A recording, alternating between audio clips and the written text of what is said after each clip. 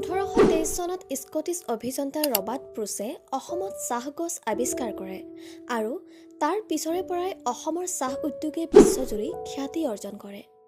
অসমৰ চাহ বাগিচাবোৰত হাজাৰ হাজাৰ শ্ৰমিকে কঠোৰ পৰিশ্ৰমেৰে চাহপাত সংগ্ৰহ কৰে আৰু এই পাতবোৰ পিছত প্ৰক্ৰিয়া কৰি বিশ্ববিখ্যাত অসম চাহ তৈয়াৰ কৰা হয়।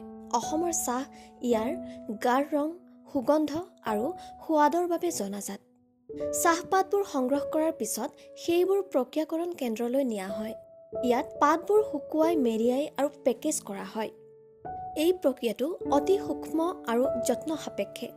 প্ৰক্ৰিয়াকৰণৰ পিছত চাহৰ পেকেটবোৰ ভাৰতৰ বিভিন্ন ঠাইলৈ আৰু বিদেশলৈ ৰপ্তানি কৰা হয়। অসমৰ চাহ ভাৰতৰ লগতে ইংলেণ্ড, আমেৰিকা, মধ্যপ্ৰাচ্য আদি দেশত বহুল পৰিমাণে জনপ্ৰিয়।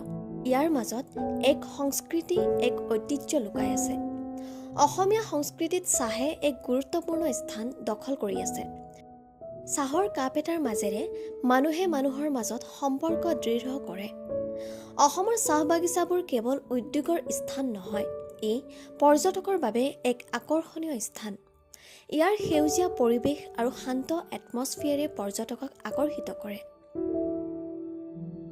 অসমৰ চাহ উদ্যোগে কেৱল অৰ্থনৈতিক অৱদানেই নহয়, ইয়াৰ মাজেৰে অসমৰ সংস্কৃতি আৰু ঐতিহ্যক বিশ্বৰ দৰবাৰলৈ লৈ যায়।